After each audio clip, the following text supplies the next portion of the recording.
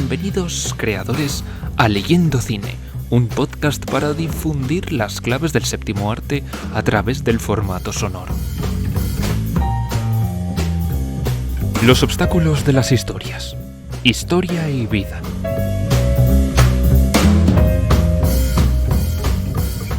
A lo largo de los años he observado dos tipos típicos y persistentes de malos guiones.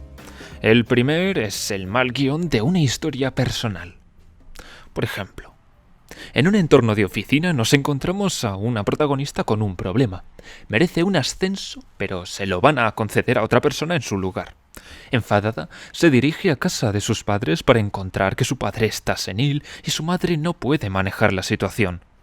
De vuelta a su apartamento, la pelea con su compañera de piso, una persona perezosa y maquinadora. Tiene una cita y choca contra su fracaso comunicativo. Su insensible amante la lleva a un caro restaurante francés, olvidando por completo que está a dieta. Vuelve a la oficina, donde, sorprendentemente, se le concede el ascenso, pero surge una nueva tensión. Vuelve a casa de sus padres, donde mientras la protagonista soluciona el problema de su padre, su madre tiene un ataque de nervios. De regreso a su casa descubre que su compañera de piso le ha robado el televisor y se ha desaparecido sin pagar el alquiler. La protagonista decide romper con su amante, asalta el frigorífico y engorda 4 kilos. Pero alzando la cabeza, convierte su ascenso en un triunfo. Una nostálgica conversación íntima durante una cena con su familia cura las penas de su madre. Su nueva compañera de piso no solo termina siendo una joya que paga el alquiler 2 semanas de antelación con talones bancarios, sino que le presenta a alguien nuevo. Nos encontramos en la página 95. Sigue su dieta y en las últimas 25 páginas está muy atractiva, lo que es el equivalente literario de una imagen a cámara lenta en un campo de margaritas cuando florece y el romance con alguien nuevo. Al final se enfrenta a su decisión de crisis. ¿Debe comprometerse o no? El guión termina con un clímax lacrimógeno cuando la protagonista decide que necesita más espacio vital. En segundo lugar, tenemos el mal guión de éxito comercial garantizado. Debido a una confusión con el equipaje del aeropuerto, un vendedor de software se hace con lo que va a acabar con la civilización tal y como la conocemos en la actualidad.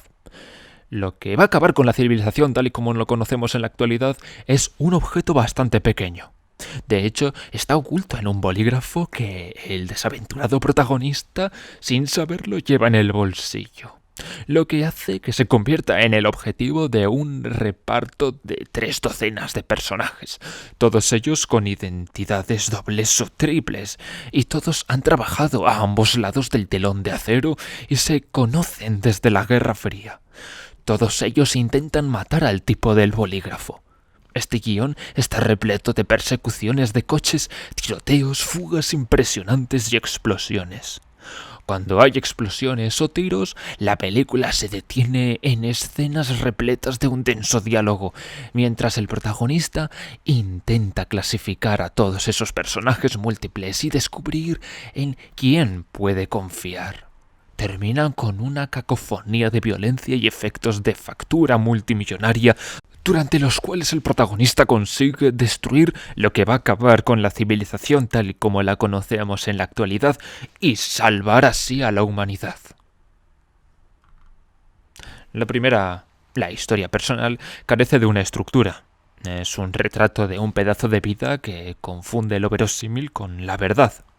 Este guión cree que cuantas más precisa sea su observación de los hechos cotidianos, cuanto más exacto su reportaje de lo que en realidad ocurre, más verdad transmitirá.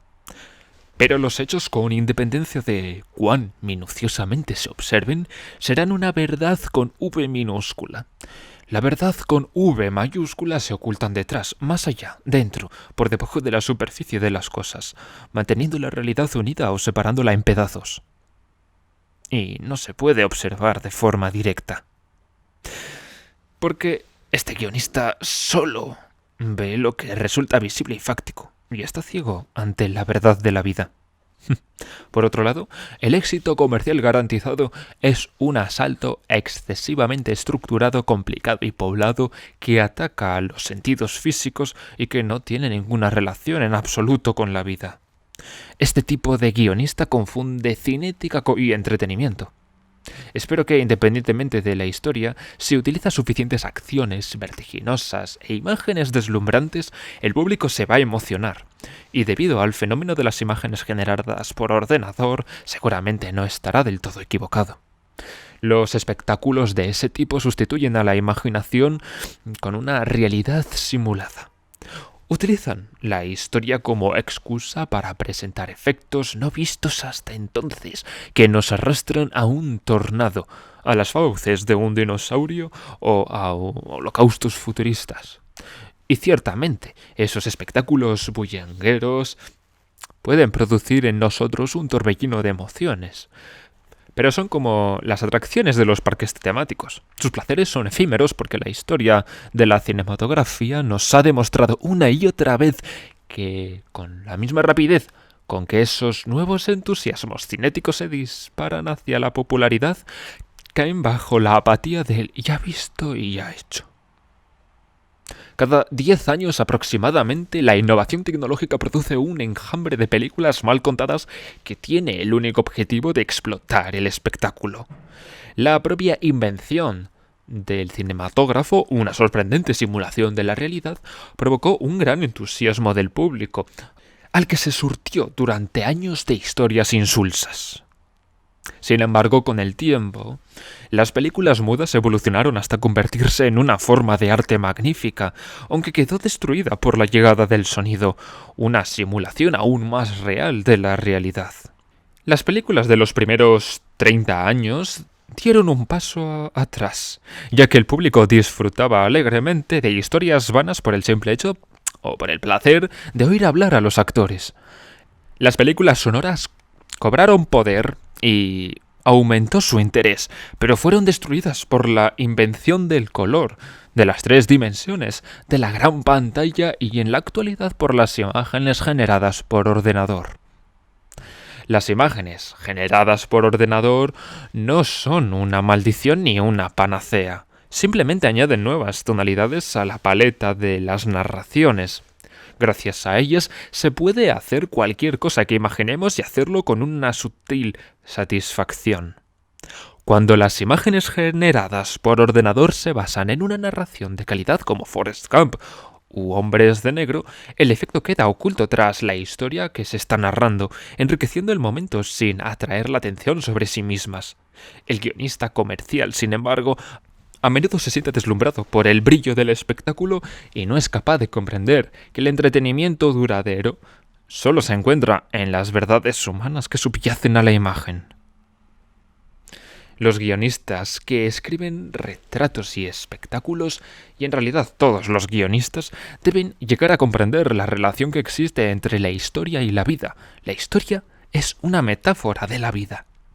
El narrador es un poeta de la vida, un artista que transforma la vida cotidiana, la vida interna y la vida externa, el sueño y la realidad en un poema cuya rima son los acontecimientos en lugar de las palabras.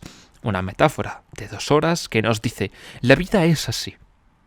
Por consiguiente, una narración debe abstraerse de la vida para descubrir sus esencias, pero sin llegar a convertirse en una abstracción que pierda todo el sentido de la vida vivida. Una narración debe ser como la vida, pero no tan literal que carezca de profundidad o de un significado que vaya más allá de lo que resulta obvio para todo el mundo. Los guionistas que escriben retratos deben darse cuenta de que los hechos son neutrales. La peor excusa que se puede utilizar para incluir algo en una narración es que en realidad ocurrió. Todo ocurre, todo lo imaginable ocurre. De hecho, también ocurre lo inimaginable. Pero la narración no es una vida real. Los meros acontecimientos no nos acercan a la verdad. Lo que ocurre es un acontecimiento, no una verdad. La verdad es aquello que pensamos sobre lo que ha ocurrido. Pensamos en un conjunto de acontecimientos conocidos como la vida de Juana de Arco. Durante siglos, afamados escritores han llevado a esa mujer a los escenarios y a la pantalla, Y cada una de esas Juanas ha sido única.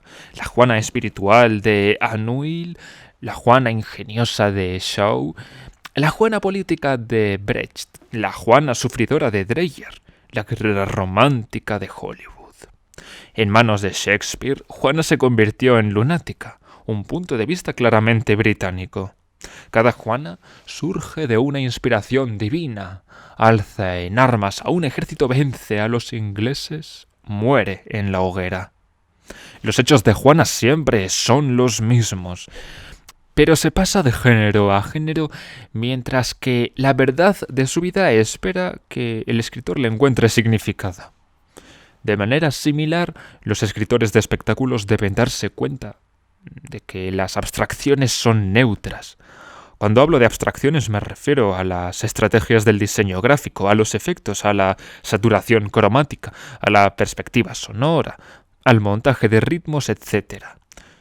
Todos ellos carecen de significado por sí mismos. Un mismo patrón de montaje aplicado a 6 escenas diferentes tendrá como resultado 6 interpretaciones claramente distintas. La estética de una película es el medio de expresar el contenido vivo de una narración, pero no debe convertirse jamás en un objetivo en sí misma.